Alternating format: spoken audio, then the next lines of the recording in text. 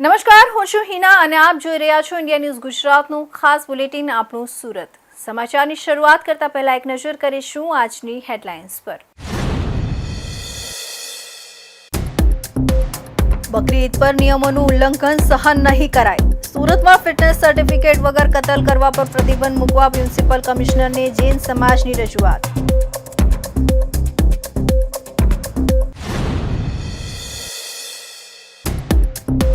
Drugs કેસના history સીટરોને police parade ground પર બોલાવી કડક કાઉન્સિલિંગ. 140 ગુનેગારોના ડોઝિયર્સ ખોલી અપાઈ અંતિમ ચેતવણી.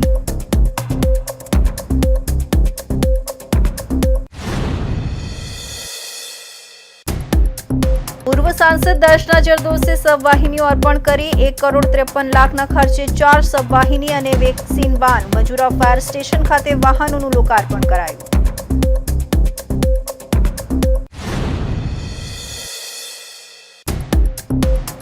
કેનેડાના વિઝાના નામે લાખોનું online fraud. Surat cyber crime સેલે પંજાબના મોહાલીથી હાઈ પ્રોફાઇલ ઠગ અમિત સોનીને દબોચ્યો.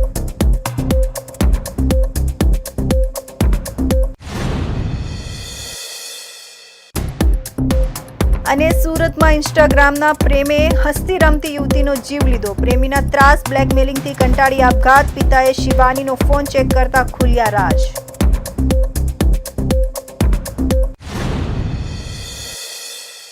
અને હવે જોઈશું સમાચાર વિસ્તારથી. સુરતમાં આગામી બકરી ઈદના તહેવારને લઈને હવે રાજકીય અને સામાજિક સ્તરે ચર્ચા તેજ બની છે. શહેરમાં તહેવાર દરમિયાન થતી ગેરકાયદેસર પશુ કતલને રોકવા માટે ભાજપના કોર્પોરેટર હર્ષ મહેતા એ સુરત મહાનગરપાલિકાના કમિશનરને પત્ર લખીને તાત્કાલિક કાર્યવાહી કરવાની માંગ કરી છે. કોર્પોરેટરે રજૂઆતમાં ગુજરાત એનિમલ પ્રિઝર્વેશન એક્ટના નિયમોના કડક અમલ સાથે ગેરકાયદેસર કતલ પર રોક લગાવવાની માંગ ઉઠાવી છે. સુરતના વોર્ડ નંબર 11ના ભાજપના કોર્પોરેટર અને ગાર્ડન ગ્રુપ ચેરિટેબલ ટ્રસ્ટના સંચાલક હર્ષ અશોકભાઈ મહેતાએ મહાનગરપાલિકા કમિશનરને પાઠવેલા પત્રમાં ગંભીર મુદ્દાઓ તરફ ધ્યાન દોર્યું છે. પત્રમાં જણાવાયું છે કે બકરી ઈદના તહેવારના નામે કેટલાક લોકો નિયમોને અવગણી ગેરકાયદેસર રીતે પશુઓની કતલ કરી રહ્યા છે, જે કાયદાનું ઉલ્લંઘન છે. ખાસ કરીને બકરી સિવાયના ઉપયોગી પશુઓ જેમ કે ભેંસ અને ઊંટની કતલ કરવામાં આવતી હોવાના મુદ્દે કોર્પોરેટરે ચિંતા વ્યક્ત કરી છે. આજરોજ સુરત મહાનગરપાલિકા મ્યુનિસિપલ કમિશનરશ્રીને સમસ્ત જૈન સમાજ તેમજ જૈન સમાજના ચૂંટાયેલા નવા કોર્પોરેટરો દ્વારા આજરોજ અમે કમિશનરશ્રીને આવેદન બકર ઈદ નિમિત્તે આવેદનપત્ર આપવામાં આવ્યા છે. અને એ આવેદનની અંદર અમે એ દર્શાવ્યું છે કે બકર ઈદ નિમિત્તે બકરા સિવાય અન્ય જે જીવ પશુઓ છે, જેવા કે પાડા છે, ભેંસ છે અને ગૌ માતા છે, એવા પ્રાણીઓની કતલ નહીં થાય એવી બાબતને પૂરતું ધ્યાન રાખવું. એટલે કે કાયદા અને વ્યવસ્થાને ઉપરવટ નહીં જઈને અન્ય પ્રાણીઓની કતલ નહીં થાય એ બાબતનું અચૂક ધ્યાન રાખવું. સાથે સાથે અન્ય જે પ્રાણીઓ છે અને આ જે બકરા ઈદ છે, જે બકરને કતલ કરવામાં આવે છે તે જાહેરમાં નહીં થાય. એટલે કે એપાર્ટમેન્ટોની નીચે, સોસાયટીઓની નીચે કે ખુલ્લી જગ્યામાં નહીં થાય. સુરત મહાનગરપાલિકા દ્વારા જે જગ્યા કતલ કરવા માટેની વ્યવસ્થા કરી આપી છે એ જગ્યાની અંદર થાય એ બાબતનું પૂરતું ધ્યાન રાખે એવું આજરોજ અમે આવેદનપત્ર આપવા આવ્યા છે. આ ઉપરાંત પત્રમાં એવો પણ ઉલ્લેખ કરવામાં આવ્યો છે કે કોઈ પણ પશુની કતલ કરતા પહેલા વેટરનરી અધિકારી તથા મ્યુનિસિપલ સ્લોટર ઓથોરિટીનું પ્રમાણપત્ર લેવું ફરજિયાત છે, પરંતુ અનેક સ્થળોએ આ નિયમોનું પાલન થતું નથી. કોર્પોરેટરે માંગ કરી છે કે મ્યુનિસિપલ સ્લોટર ઓથોરિટી અને પશુ ચિકિત્સા વિભાગના અધિકારીઓને તાત્કાલિક સૂચના આપી કડક ચેકિંગ હાથ ધરવામાં આવે. આવતીકાલે બકરા ઈદ છે, એ અનુસંધાને અમે સુરત શહેરના તમામ જૈન નગરસેવકો સાથે મળીને અને અન્ય સંસ્થાઓના પદાધિકારીઓ સાથે મળીને આપણા સુરત મ્યુનિસિપલ કમિશનર શ્રી નાગરાજન સાહેબને આવેદનપત્ર આપવા આવ્યા છે કે આ તહેવાર નિમિત્તે જાહેરમાં કે કાયદાની ઉપરવટ જઈને કોઈ પણ એવું કૃત્ય ન થાય, એવું કતલ ન થાય, અન્ય કોઈ પશુને ન કતલ થાય, એને માટે અમે એમનું ધ્યાન દોર્યું છે. અને જે પણ એ લોકોનો તહેવાર છે અમને કોઈ એનો વાંધો નથી, પરંતુ કાયદાની ઉપરવટ જઈને કંઈ પણ એવું કૃત્ય ન કરે એને માટે ખાસ ધ્યાન દોર્યું છે. રજૂઆતમાં વધુમાં જણાવાયું છે કે તહેવારો દરમિયાન કાયદો અને વ્યવસ્થા જળવાઈ રહે તેમજ શાંતિપૂર્ણ માહોલમાં ઉજવણી થાય તે માટે તંત્રએ આગોતરા પગલાં લેવા જરૂરી છે. હવે આ રજૂઆત બાદ સુરત મહાનગરપાલિકા અને સંબંધિત વિભાગો દ્વારા શું કાર્યવાહી હાથ ધરવામાં આવે છે તેના પર સૌની નજર મંડાઈ છે. સુરત શહેર પોલીસ દ્વારા એક ખાસ પરેડનું આયોજન કરવામાં આવ્યું હતું, જેમાં નાર્કોટિક્સના ગુનામાં પકડાયેલા અને હાલમાં જામીન પર મુક્ત થયેલા 140થી વધુ હિસ્ટ્રી સીટરો અને આરોપીઓને પોલીસ પરેડ ગ્રાઉન્ડ ખાતે બોલાવવામાં આવ્યા હતા. આ તમામ આરોપીઓની આખરી પૂછપરછ કરીને તેમના નવા ડોઝિયર્સ તૈયાર કરવામાં આવ્યા છે. આ ખાસ કાઉન્સેલિંગ અને ચેતવણી સત્ર દરમિયાન ડીસીપી રાજદીપસિંહ નકુમ દ્વારા સીધો સંવાદ સાધવામાં આવ્યો હતો, જેમાં તેમણે સ્પષ્ટ શબ્દોમાં ચેતવણી આપી હતી કે જો ભવિષ્યમાં ફરી ક્યારેય નાર્કોટિક્સની કોઈ પણ પ્રવૃત્તિમાં સંડોવણી જોવા મળશે તો કાયદાની સૌથી કડક કલમો હેઠળ જેલના સળિયા પાછળ ધકેલી દેવામાં આવશે. આ પરેડ દરમિયાન વાતાવરણ ત્યારે અત્યંત ગંભીર બની ગયું જ્યારે ડીસીપી રાજદીપસિંહ નકુમે હાજર આરોપીઓમાંથી ડ્રગ્સ કેસમાં વાસ્તવિક સજા કાપી ચૂકેલા લોકોને આગળ આવવા જણાવ્યું. તે સમયે મોહમ્મદ સલીમ ગુલામ મુસ્તફા નામનો એક આધેડ વયનો વ્યક્તિ સામે આવ્યો, જેણે પોતાની જિંદગીના 12 કિંમતી વર્ષો ડ્રગ્સના કેસમાં જેલની અંદર કાપ્યા હતા. ડીસીપી નકુમ અને સલીમ વચ્ચે થયેલી વાતચીતનો લાઈવ ચિતાર ત્યાં હાજર અન્ય તમામ ગુનેગારોની આંખો ખોલનારો સાબિત થયો હતો. સલીમે રડમસ અવાજે સ્વીકાર્યું હતું કે માત્ર નશો કરવાની અને લેવા જવાની નાની ભૂલના કારણે તેનો આખો પરિવાર રસ્તા પર આવી ગયો હતો અને બાળકોનું ભવિષ્ય સંપૂર્ણપણે અંધકારમય બની ગયું હતું. આ સંવાદ બાદ ડીસીપી રાજદીપસિંહ નકુમે ત્યાં હાજર તમામ 140થી વધુ જામીનયુક્ત આરોપીઓને સંબોધતા કાયદાની ગંભીરતા સમજાવી હતી. તેમણે સ્પષ્ટ કર્યું કે એનડીપીએસ એક્ટ ભારતીય કાયદાઓમાં સૌથી કડક કાયદાઓમાંથી એક છે, જેમાં ડ્રગ્સના પેડલિંગ કે તસ્કરી માટે સીધી 20 વર્ષ સુધીની કઠોર જેલની સજાની જોગવાઈ છે. આ કાયદા હેઠળ સામાન્ય સંજોગોમાં કોર્ટમાંથી જામીન મળ્યા પણ અશક્ય બની જાય છે.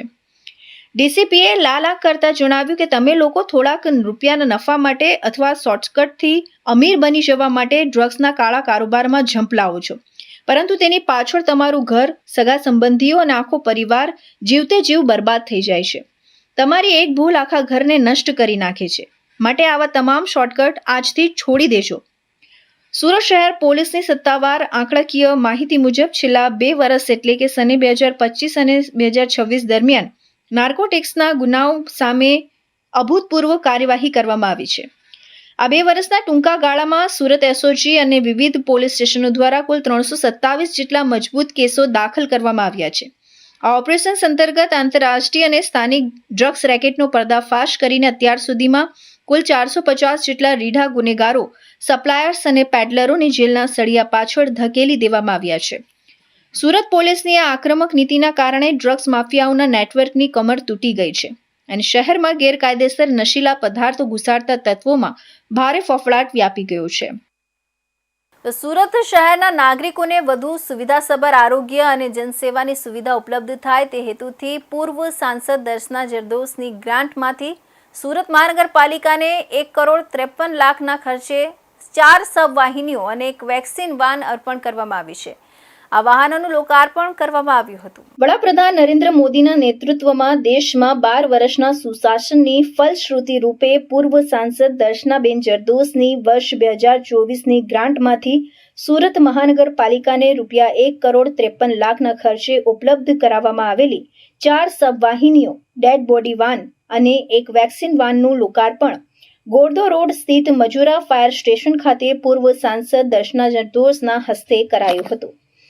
સબવાહિની પ્રતિ વાહન ₹31,35,000ના ખર્ચે ખરીદવામાં આવી છે. એમ 4 સબવાહિનીઓની ખરીદી પર કુલ ₹1,25,00,000નો ખર્ચ કરવામાં આવ્યો છે, જ્યારે વેક્સિન વાન ₹27,97,000ના ખર્ચે ઉપલબ્ધ કરાવવામાં આવી છે.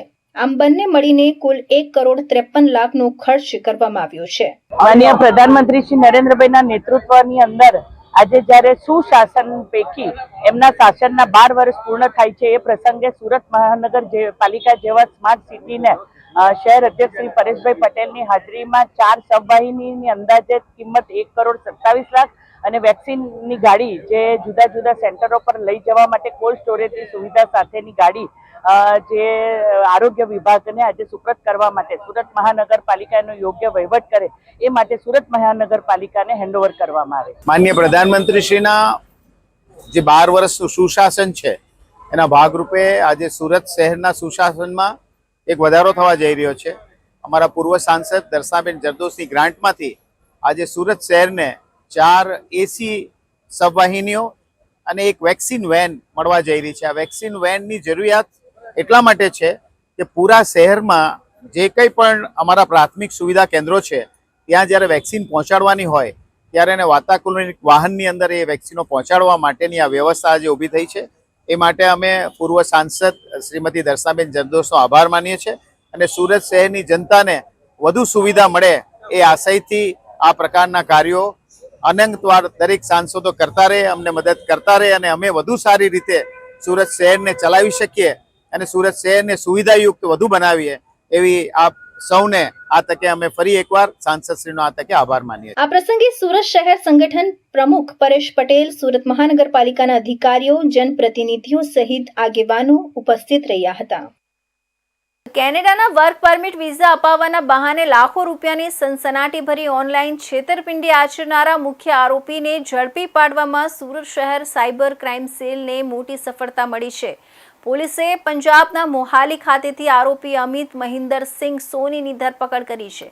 આરોપી મોહાલી જેવા હાઈટેક સિટીમાં વર્ષ 2022 થી 2025 દરમિયાન વિઝા કન્સલ્ટન્સીના ક્ષેત્રમાં સક્રિય પ્રોફેશનલ તરીકે કામ કરતો હતો. ત્યાં પેઢી ચલાવતો હતો અને આ પેઢીની આડમાં તે વિદેશ જવા ઈચ્છુક ભોળા નાગરિકોને સોશિયલ મીડિયાના માધ્યમથી ફસાવી મોટો આર્થિક ફટકો મારવામાં પાવરધો હતો. આ સમગ્ર મામલાની વિગત એવી છે કે સુરતના એક એજન્ટ ફરિયાદી પાસે કુલ 14 જેટલા સ્થાનિક ક્લાયન્ટ્સ કેનેડા જવા માટે વર્ક પરમિટ વિઝાની શોધમાં આવ્યા હતા. આ દરમિયાન ફરિયાદીનો સંપર્ક મોહાલીના કન્સલ્ટન્ટ અમિત સોની સાથે ઓનલાઈન માધ્યમથી થયો હતો. આરોપીએ આ તમામ 14 ક્લાયન્ટ્સના કેનેડાના અસલી વર્ક પરમિટ વિઝા મંજૂર કરાવી આપવાનો સંપૂર્ણ વિશ્વાસ આપ્યો હતો. ત્યારબાદ વિઝા પ્રોસેસ આગળ વધારવા અને કેનેડિયન એમ્બેસીની સત્તાવાર ફી ભરવાના બહાના હેઠળ ફરિયાદી પાસેથી અલગ અલગ તબક્કે ટુકડે કુલ રૂપિયા 7,01,999 ઓનલાઈન ટ્રાન્સફર કરાવી લીધા હતા. જ્યારે ફરિયાદી દ્વારા વારંવાર પૈસા ચૂકવ્યા બાદ વિઝાની ઉઘરાણી કરવામાં આવી ત્યારે પોતાની છેતરપિંડી છુપાવવા માટે આરોપી અમિત સોનીએ એક મોટું કાવતરાના ભાગરૂપે જાણીતી આંતરરાષ્ટ્રીય કંપનીઓ જેવી કે વિનપેંગ કંપની, ટર્નર કંપની અને હેમ્પ્ટન બાય હિલ્ટન હોટેલ કંપનીના નામના ખોટા, બનાવટી અને કૂટલેખન કરેલા એપોઇન્ટમેન્ટ લેટર્સ જાતે જ કોમ્પ્યુટરમાં તૈયાર કર્યા હતા. આ નકલી દસ્તાવેજો અને બનાવટી વર્ક પરમિટ લેટરો તેણે ફરિયાદીને ઓનલાઈન મોકલી આપીને એવો દેખાવ કર્યો હતો કે વિઝાની પ્રક્રિયા અંતિમ તબક્કામાં છે. જોકે લાંબો સમય વીતવા છતાં પણ કોઈ અસલી વિઝા ન મળતા અને આરોપીએ ફોન બંધ કરી દેતા ફરિયાદીને પોતાની સાથે થયેલી ઓનલાઈન છેતરપિંડીનો અહેસાસ થયો હતો. પોતાની સાથે અંદાજે 7 લાખ રૂપિયાની છેતરપિંડી થઈ હોવાનું જણાતા જ ફરિયાદીએ તાત્કાલિક ભારત સરકારના ગૃહ મંત્રાલયની સત્તાવાર સાયબર ક્રાઇમ હેલ્પલાઇન નંબર 1930 પર ફોન કરીને પોતાની ફરિયાદ નોંધાવી હતી. આ પ્રાથમિક ફરિયાદના આધારે સાયબર સેલના નિષ્ણાંતોએ ટેકનિકલ સર્વેલન્સ, આઈપી એડ્રેસ અને analysis, social media profile tracking અને બેંક ટ્રાન્ઝેક્શન ડિટેલ્સના આધારે આરોપીનું લોકેશન પંજાબના મોહાલી ખાતે ટ્રેસ કર્યું હતું. સુરત પોલીસની એક ટીમે તાત્કાલિક પંજાબના મોહાલીમાં દરોડો પાડીને મુખ્ય આરોપી અમિત સોનીને તેના વૈભવી રહેઠાણ દર્પણ સિટી સોસાયટીમાંથી ઝડપી પાડ્યો હતો. કેનેડાનો વર્ક પરમિટ અથવા વિઝા કરાવી આપવાની વિશ્વાસ આપી અને ઓનલાઈન જે ફરિયાદી છે એમની સાથે સંપર્ક કરી એમની પાસેથી 7 લાખ રૂપિયા પડાવીને છેતરપિંડી કરનાર જે મુખ્ય આરોપી અમિત સોની છે એમને સાયબર ક્રાઇમ સુરત શહેર પોલીસે મોહાલી પંજાબ ખાતેથી ઝડપી પાડ્યું છે. એમાં જે આરોપી છે એમનું નામ અમિત સોની છે અને સેન્ટિવ ગ્રુપ ઓફ કન્સલ્ટન્ટ્સ નામની એક ફર્મ મોહાલી ખાતે ચલાવતો હતો 2 વર્ષ સુધી 24 અને 25માં અને મોટે ભાગે લોકોને ઓનલાઈન મતલબ ફેસબુક અથવા તો ઇન્સ્ટાગ્રામથી કોન્ટેક્ટ કરતો હતો અને પછી એમને કહેતો હતો કે તમારે અગર વર્ક પરમિટ જોઈએ છે અથવા તો કેનેડાનું વિઝા જોઈએ છે તો હું કરાવી આપીશ અને આ કહીને પછી ફોર્જડ વર્ક પરમિટો મોકલતો હતો અને વિઝા ક્યારેક આપ્યું નથી અને આ બાબતની છેતરપિંડીની ફરિયાદ સુરત શહેર સાયબર સેલ ખાતે નોંધવામાં આવી હતી જેની અત્યારે ડિટેક્શન કરવામાં આવ્યું છે. અને આ સિવાય જે આરોપી છે એમની સામે ગાંધીનગર અને રાજકોટમાં પણ ફરિયાદ મળી આવેલ છે જેમાં NCCRP કમ્પ્લેન્ટ્સ છે એમના અકાઉન્ટ પર અને ટોટલ આપણું જે કેસ છે એમાં 7 લાખનું એમને છેતરપિંડી કરી છે. સુરત સાયબર ક્રાઇમ સેલ દ્વારા પકડાયેલા આરોપી અમિત સોનીની સઘન પૂછપરછ દરમિયાન ચોંકાવનારી વિગતો સામે આવી છે. રાષ્ટ્રીય સાયબર ક્રાઇમ રિપોર્ટિંગ પોર્ટલ પર તેના બેંક એકાઉન્ટ્સ ચેક કરતા માલુમ પડ્યું છે કે આરોપી સામે ગુજરાતના જ અન્ય શહેરોમાં પણ ઓનલાઈન ફ્રોડના ગુના નોંધાયેલા છે, જેમાં રાજકોટ શહેર ખાતે 2 અને ગાંધીનગર ખાતે 1 મળી કુલ 3 અન્ય સાયબર ફરિયાદો એક્ટિવ મળી આવી છે. આ ત્રણેય ફરિયાદોમાં થઈને આરોપીએ અન્ય લોકો સાથે પણ કુલ્લે રૂપિયા 3,04,998ની રકમનું ઓનલાઈન ફ્રોડ આચરેલું હોવાની હકીકત સત્તાવાર રીતે બહાર આવી છે. સુરત સાયબર ક્રાઇમની સજાગતાના કારણે પંજાબની સંચાલિત થતા એક મોટા આંતરરાજ્ય વિઝા ફ્રોડ રેકેટનો પર્દાફાશ થયો છે. તો હવે સમય છે એક વિરામનો.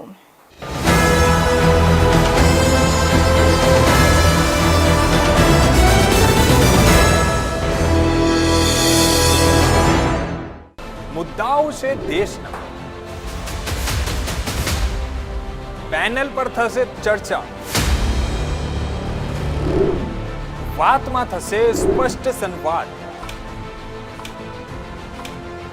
અમે લાવીએ છીએ તમારા પ્રશ્નોને મંચ પર.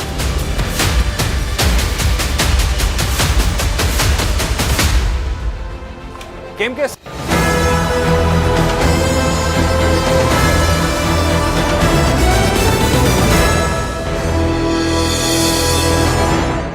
વિરામ બાદ ફરી આપ સૌનું સ્વાગત છે.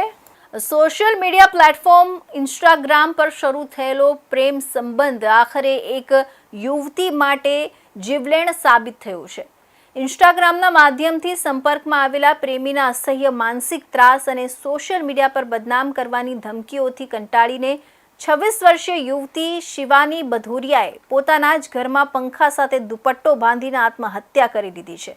શિવાનીના પિતાએ ફોન ચેક કરતા વોટ્સએપ ચેટમાંથી સમગ્ર કાવતરું બહાર આવ્યું હતું, જેના આધારે ભેસ્તાન પોલીસે ગુનો નોંધી આરોપી પ્રેમીની ધરપકડ કરી છે. પોલીસ અને પારિવારિક સૂત્રો પાસેથી મળતી માહિતી મુજબ મૂળ સુરતની મૃતક શિવાની બલરાજસિંહ બધોરિયા છેલ્લા 7 વર્ષથી ઇન્સ્ટાગ્રામથી દિલીપ ભનુભાઈ બાબરિયાના સંપર્કમાં આવી હતી. સમય જતાં આ પરિચય પ્રેમ સંબંધમાં પરિણમ્યો હતો. જોકે છેલ્લા કેટલાક સમયથી દિલીપ શિવાની પર અન્ય યુવકો સાથે વાત ન કરવા માટે દબાણ કરતો હતો. શિવાની મુકેશ નામના અન્ય એક યુવક સાથે વાતચીત કરતી હોવાનો વહેમ રાખીને દિલીપ અવારનવાર તેની સાથે ઉગ્ર ઝઘડો કરતો હતો. આરોપી દિલીપ બાબરિયા શિવાની પર સતત માનસિક દબાણ લાવીને ધમકાવતો હતો કે જો તું મુકેશ સાથે વાતચીત ચાલુ રાખીશ તો મજા નહીં આવે. આટલું જ નહીં, દિલીપની હેરાનગતિ એટલી હદે વધી ગઈ હતી કે તે શિવાનીના અંગત ફોટા અને તેમના પ્રેમ સંબંધો વિશે તેના પરિવારને કહી દેવાની તેમજ સમાજમાં તેને સંપૂર્ણપણે બદનામ કરી મૂકવાની ધમકીઓ આપતો હતો. આ અસહ્ય બ્લેકમેલિંગ અને માનસિક ત્રાસને કારણે શિવાની ભારે ડિપ્રેશનમાં સરી પડી હતી. પ્રેમીના રોજે રોજના ટોર્ચર અને બદનામીના ડરથી કંટાળીને આખરે શિવાનીએ ગત 20મી મેના રોજ જ્યારે તે ઘરમાં એકલી હતી ત્યારે ગળે ફાંસો ખાઈ લીધો હતો. ઘટનાની જાણ થતાં જ ભેસ્તાન પોલીસે શરૂઆતમાં અકસ્માત મોતનો કેસ નોંધીને પ્રાથમિક તપાસ હાથ ધરી હતી. આત્મહત્યાના કેસમાં સૌથી મોટો વળાંક ત્યારે આવ્યો જ્યારે પોલીસ તપાસ દરમિયાન મૃતક શિવાનીનો મોબાઈલ ફોન અનલોક કરવામાં આવ્યો. શિવાનીના પિતા બલરાજસિંહ ગુલાબસિંહ બધોરિયાએ જ્યારે દીકરીનો ફોન ચેક કર્યો ત્યારે તેમાં દિલીપ બાબરિયા સાથેની વોટ્સએપ ચેટ મળી આવી હતી. આ ચેટમાં દિલીપ દ્વારા શિવાનીને આપેલી ધમકીઓ અને માનસિક ટોર્ચરના સ્પષ્ટ પુરાવા મળી આવ્યા હતા. ગઈ તારીખ 20/5/2026ના રોજ ભેસ્તાન પોલીસ સ્ટેશનમાં એક મરણ જનાર શિવાની બલરાજસિંહ ગુલામસિંહ ભદોરિયા ઉંમર વર્ષ 26ને પોતાના ઘરમાં ગળે ફાંસો ખાઈ સુસાઇડ કરવાનો કેસ રજીસ્ટર કરવામાં આવેલ. આ અકસ્માત મોતની તપાસ ચાલુ હતી તે દરમિયાન જે ભોગ બનનાર છે શિવાની એનો મોબાઈલ ઓપન થતાં ફરિયાદી શ્રી એના પિતાજી બલરાજસિંહ ગુલાબસિંહ ભદોરિયાને જાણવા મળેલ કે જે આ ભોગ બનનાર છે એનું આજથી 7 વર્ષ પહેલાં એક દિલીપભાઈ ભનુભાઈ બાબરિયા સાથે ઇન્સ્ટાગ્રામ પર પરિચય થતાં પ્રેમ પ્રકરણ થયેલો. અને આ દિલીપ જે બાબરિયા છે એ અન્ય કોઈ સાથે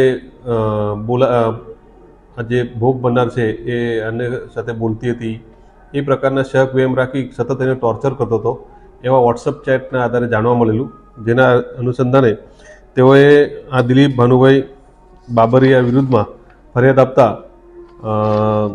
ભારતીય ન્યાય સંહિતાની કલમ 108 મુજબનો ગુનો રજીસ્ટર કરી આ દિલીપભાઈ ભનુભાઈ બાબરિયાની ધરપકડ કરવામાં આવેલી છે અને આગળની તપાસ તજવીજ ચાલુ છે. પોલીસ પૂછપરછમાં સામે આવ્યું છે કે આરોપી દિલીપ બાબરિયા હાલ ઉત્તર ગુજરાતના બહુચરાજી ખાતે રહેતો હતો. તેણે આઈટીઆઈનો અભ્યાસ કર્યો હતો અને તે બહુચરાજીમાં મારુતિ સુઝુકી કંપનીના કાર શોરૂમમાં આઈટી પ્રોફેશનલમાં નોકરી કરતો હતો. હાલ પોલીસ આ મામલે આગળની કાયદેસરની તપાસ ચલાવી રહી છે. તો સુરત શહેરમાં દિવસે ને દિવસે વધી રહેલી ટ્રાફિક સમસ્યાને લઈને હવે ટ્રાફિક પોલીસ એક્શન મોડમાં જોવા મળી રહી છે. શહેરના કતારગામ વેડ રોડ વિસ્તારમાં લાંબા સમયથી ગેરકાયદેસર લારી ગલ્લા અને રસ્તા પરના દબાણને કારણે સર્જાતી ટ્રાફિક સમસ્યાના નિવારણ માટે સુરત ટ્રાફિક પોલીસ દ્વારા ખાસ ડ્રાઈવ યોજવામાં આવી હતી. પાલિકાની ટીમ સાથે સંયુક્ત કામગીરી કરીને રસ્તાને અડચણરૂપ બનેલા લારી ગલ્લાઓ દૂર કરવામાં આવ્યા હતા, તેમજ ટ્રાફિક નિયમોનો ભંગ કરતા વાહન ચાલકો સામે પણ કાર્યવાહી હાથ ધરવામાં આવી હતી. સુરતના કતારગામ વેડ રોડ વિસ્તારમાં છેલ્લા ઘણા સમયથી ગેરકાયદેસર રીતે ઊભા રહેતા લારી ગલ્લાઓ અને રસ્તા પર થતું દબાણ સ્થાનિકો તેમજ વાહન ચાલકો માટે ભારે માથાનો દુખાવો બન્યો હતો. ખાસ કરીને પીક અવર્સ દરમિયાન અહીં ટ્રાફિક જામની ગંભીર સ્થિતિ સર્જાતી હતી, જેના કારણે રોજિંદા અવરજવર કરતા લોકો ભારે હાલાકીનો સામનો કરી રહ્યા હતા. અનેક વખત ફરિયાદો ઉઠવા છતાં સમસ્યા યથાવત રહેતા આખરે ટ્રાફિક પોલીસ અને સુરત મહાનગરપાલિકાએ સંયુક્ત રીતે મેગા ડ્રાઈવ હાથ ધરી હતી. આ ખાસ અભિયાન દરમિયાન ટ્રાફિક પોલીસે પાલિકાની ટીમને સાથે રાખીને સમગ્ર વેડ રોડ વિસ્તારમાં ચેકિંગ હાથ ધર્યું હતું. રસ્તા પર ગેરકાયદેસર રીતે ઉભેલા અને ટ્રાફિકને અડચણરૂપ બનતા લારી ગલ્લાઓને દૂર કરવાની કાર્યવાહી કરવામાં આવી હતી. પાલિકાની ટીમ દ્વારા આવા અનેક લારી ગલ્લાઓ જપ્ત પણ કરવામાં આવ્યા હતા. આ ઉપરાંત રોડ પર ગેરરીતિથી પાર્કિંગ કરતા તેમજ ટ્રાફિક નિયમોનું ઉલ્લંઘન કરતા વાહન ચાલકો સામે દંડાત્મક કાર્યવાહી પણ હાથ ધરવામાં આવી હતી. કતારગામ વિસ્તારમાં સિંગણપુરથી લઈને વેડ ગુરુપુર સુધી અમને અવારનવાર ટ્રાફિક સમસ્યાઓની રજૂઆતો મળતી હતી. એમાં મુખ્ય કારણ એમાં જે લારી ગલ્લાવાળા હોય છે તેમજ ફ્રૂટના ટેમ્પાવાળા, શાકભાજીવાળા વગેરે રોડ પર પોતાની ગાડીઓ અને લારીઓ ઊભી રાખી અને એને ખરીદી કરવા તેમજ નાસ્તો કરવા માટે કસ્ટમરો પણ પોતાનું વ્હીકલ લાવી અને આડેધડ પાર્ક કરી અને ટ્રાફિક જામ અને સમસ્યાઓ ઊભી કરતા હતા.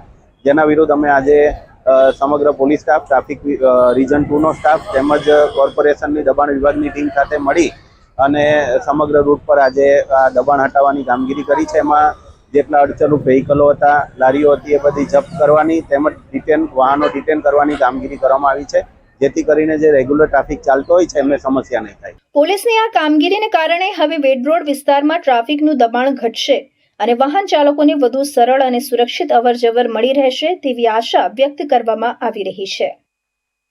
તો સુરત શહેરમાં વધુ એક કરુણ અકસ્માતની ઘટના સામે આવી છે. મહાવીર હોસ્પિટલ નજીક આવેલા એક બંગલામાં સીસીટીવી વાયરિંગ અને એનવીઆર ફિટિંગનું કામ કરતી વખતે 26 વર્ષીય યુવકનું રહસ્યમય સંજોગોમાં મોત નીપજ્યું છે. પ્રાથમિક માહિતી મુજબ યુવક ટેબલ પર ચડીને કામ કરી રહ્યો હતો ત્યારે અચાનક નીચે પટકાયો હતો.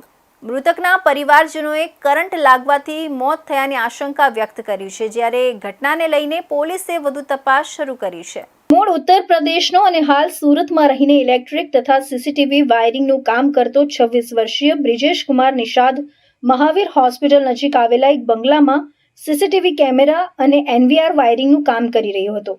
ઘટનાના સમયે બ્રિજેશ રૂમમાં એકલો જ કામ કરી રહ્યો હતો ત્યારે અચાનક તે ટેબલ પરથી નીચે ફસડાઈ પડ્યો હતો. યુવકને પડતો જોઈ આસપાસ હાજર 2 વ્યક્તિઓ તરત જ દોડી આવ્યા હતા અને 108 એમ્બ્યુલન્સની જાણ કરી હતી. ઇમરજન્સી સેવા મારફતે બ્રિજેશને તાત્કાલિક સારવાર માટે મહાવીર હોસ્પિટલ ખસેડવામાં આવ્યો હતો. જોકે હોસ્પિટલ ખાતે ફરજ પરના તબીબોએ તપાસ બાદ તેને મૃત જાહેર કર્યો હતો.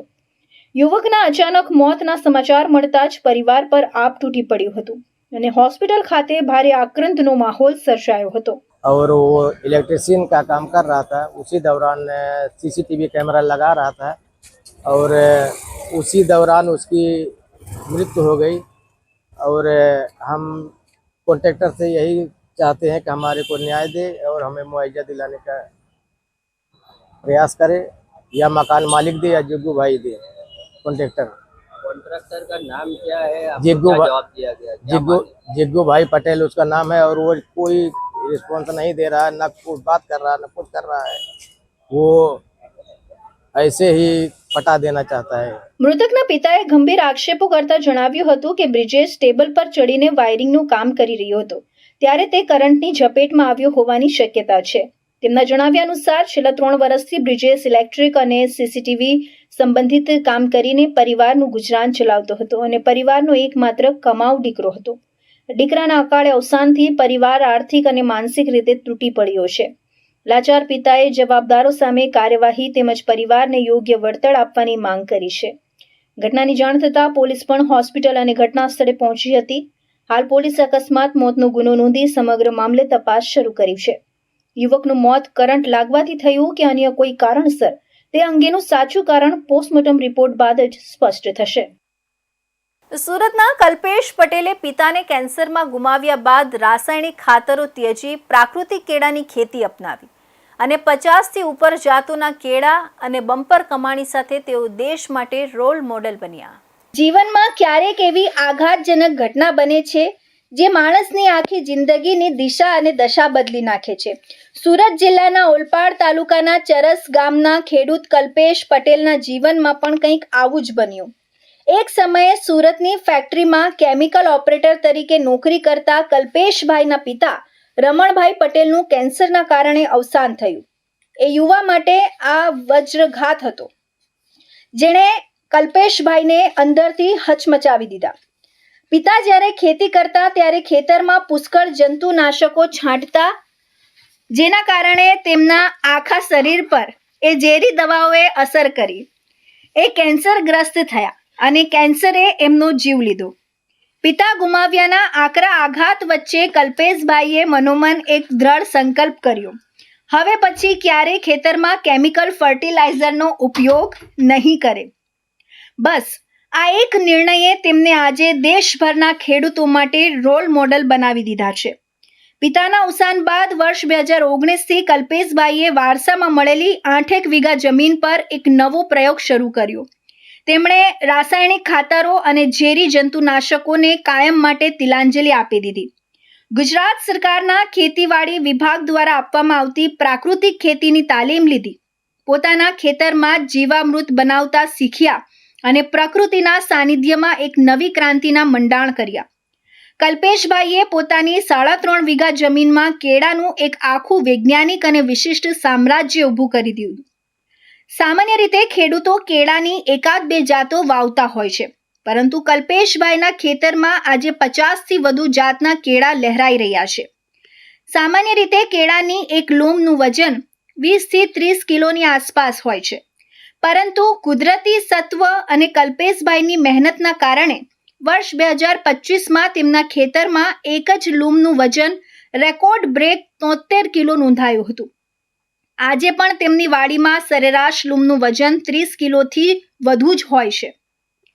કલ્પેશભાઈ માત્ર પાક પકવતા નથી, પણ સ્માર્ટ બિઝનેસમેનની જેમ તેનું માર્કેટિંગ પણ કરે છે.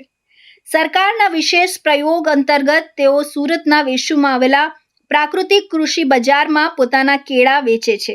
એટલું જ નહીં, જો ક્યારેક કાચા કેળા બચે તો તેમાંથી વેફર અને પાવડર બનાવીને મૂલ્યવર્ધન કરે છે, જેથી બગાડ પણ ન થાય અને આવક પણ વધી જાય. આજે ડિજિટલ જમાનામાં તેઓ સોશિયલ મીડિયા અને પાર્સલ સર્વિસ દ્વારા ઘરે બેઠા જ બીજા રાજ્યોમાં પણ કેળા સપ્લાય કરે છે. પ્રાકૃતિક કૃષિ કરવા પાછળ મારું કારણ છે, મારી લાઈફનું સૌથી મોટું ટર્નિંગ પોઈન્ટ જો કહેવામાં આવે તો મારા ફાધર છે. 2011ની સાલની અંદર મારા ફાધરને કેન્સરની બીમારી આવી, ત્યારે આ ક્ષેત્રની અંદર કદાચ ફર્સ્ટ કેસ હશે જે કેન્સર આવ્યું મારા ફાધરને. મને તો ખ્યાલ હતો કે મારા ફાધર ખેતીની અંદર સૌથી વધારે રાસાયણિક ખાતર અને પેસ્ટિસાઇડ્સનો ઉપયોગ કરતા હતા, એટલે મને તો ખ્યાલ આવી ગયો કે પપ્પાનું કેન્સર આવવાનું કારણ આ જ હોઈ શકે એમ. તો 2011ની સાલની અંદર હું ત્યારે નાનો હતો, એટલી મેચ્યોરિટી નહીં હતી, પણ એક મનોમન એક દિમાગની અંદર એક ઠોસ બેસાઈ દીધેલી હતી કે આપણે એક ઝાડ રોપવું છે, તેની પર એક ફ્રૂટ આવશે ચાલશે, પણ એ વિધાઉટ કેમિકલનું ને વિધાઉટ પેસ્ટિસાઇડ્સનું હોવું જોઈએ. કલ્પેશભાઈની આ સફર સાબિત થાય છે કે જો સંકલ્પ મક્કમ હોય અને કુદરત પર ભરોસો હોય તો ધરતી માતા ક્યારેય કોઈને ખાલી હાથે પાછી નથી મોકલતી.